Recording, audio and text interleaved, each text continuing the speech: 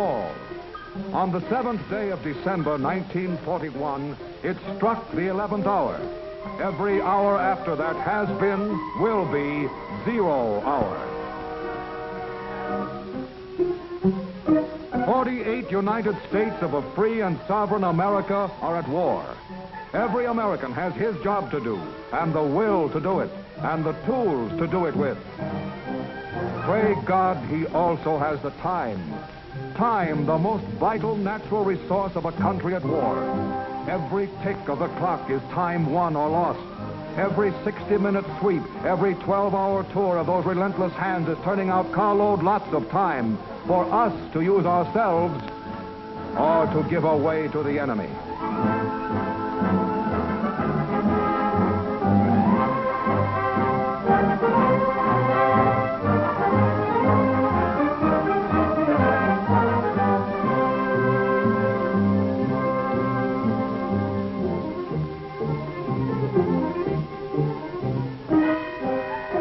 All the scientific devices of chronology are machines manufacturing time.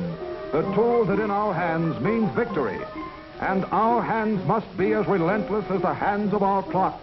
They cannot afford to be less.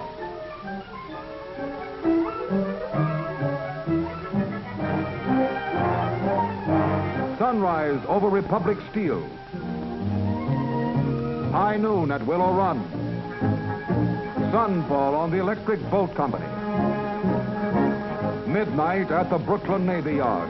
Dawn to dusk and back to dawn again. 3 8-hour shifts, 1 day. So much can be done in a day if Americans will keep their sleeves rolled up. Inside of 24 hours, 1/20th of a freighter or a tanker can be built. Within those same 24 hours, a squadron of tanks can roll off the assembly line, and a flight of bombers can be made ready from radio to rudder boat. In 1 day, 1,000 acres of corn can become 30,000 bushels of food. In 1 day, 1 plant unit can turn out enough rifles to equip a battalion of infantry, the men who, in 1 day, might win a war or lose it. How? Well, let's visit upstate at a factory where they make 30 caliber rifle cartridges for the Army. Let's visit Jean, one of the girls who inspects these cartridges before they're shipped. She's a good kid, loves her country, and a guy named Joe. He gave her that pin she's wearing before he went to Australia. She's a good kid, honest, intelligent, but she gets tired in the afternoon sometimes, likes to take extra time off for a smoke. That's all, only a few minutes. A few minutes. It only takes a second to jar the primer out of a cartridge. And it only takes a second to put an OK ticket on a lot that should have been rejected. A cartridge without a primer is one that will never fire. It's about as useful in a rifle as a cigarette, or as the minutes that go up in its smoke. 1 bad cartridge, 1 chance in a million to get by undetected. 1 second in 60. 1 girl out of 100 who is an honest, patriotic, intelligent saboteur.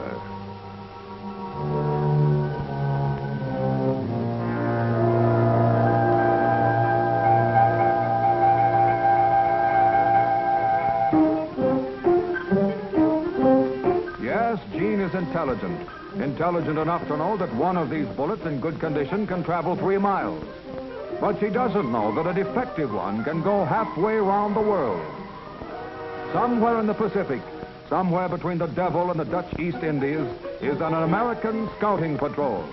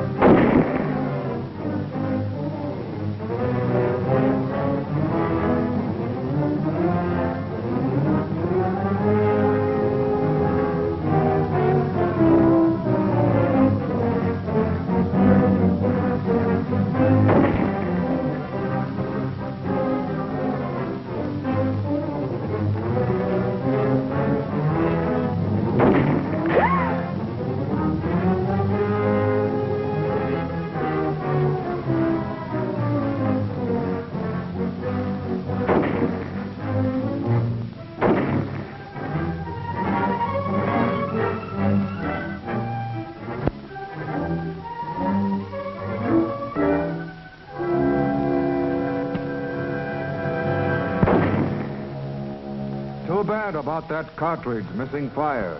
It should have been rejected. It would have been, too, if a girl named Jean hadn't taken time out to smoke. Now meet J.G., general manager of a large wholesale food house. Makes $12,000 a year. Worn a white collar all his life. That is, except for the cocky one he wore in 1918. Tried to get in this scrap after Pearl Harbor, but they said his son could handle the fighting orders, and he could go on taking food orders. Like this. 50 cases of 14A1. That's code for lifeboat provisions. Notify Martin. That means ship on Monday. Too old to fight, but not too old to work yourself silly trying to get out orders and priorities on time. Time? Holy mackerel, it's 2:30. I'll have to rush like old Harry to make it.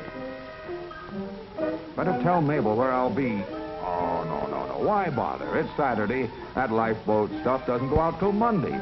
Nothing can come up over the weekend. Besides, I've got an important engagement with a couple of guys. Important engagement with a couple of guys. A couple of guys on the home team. Well, they are leading the league, and it's his first Saturday off in 4 months. And there's nothing that can't wait 9 innings. Nothing, that is, except time and tide and convoys. A change in sailing orders and an urgent wire in code. Lifeboat supplies to be shipped at once. Shipped by a man who is busy coaching at first base. Unfortunately, a convoy can't wait for the last inning. A convoy waits for the tide, and the tide waits for no man. Standing beside a lifeboat, only partly provisioned, 6 American flyers sail for Ireland in convoy on a freighter that falls behind its escort. It's an old story.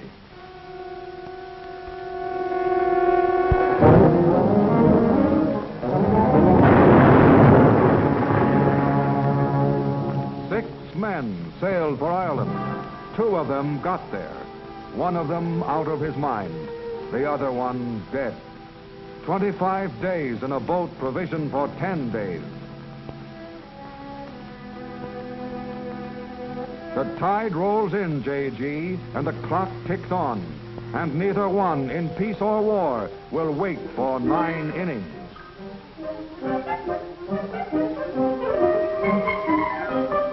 The state of North Australia is 23 time zones away from the state of Michigan. But the clock on the cockpit of the plane over Darwin and the watch on the wrist of the officer in New Guinea are synchronized with the clock at the door of the factory in Detroit and geared to the clock over the water cooler in Kalamazoo. The production rate of our factories and the firing rate of our guns is synchronized by one machine, the clock. This is the machine that manufactures victory, turning out 32.5 million seconds each year. Each separate tick, a precious tool to use in building our future. And you, these are your tools, your hands, and they must be as relentless as the hands of your clocks. If we are to conquer, they cannot afford to be less. Still might and still our world and to win liberty for all. Let's keep the flame of freedom blazing whatever may befall. Till every burning moment until conquered is the foe.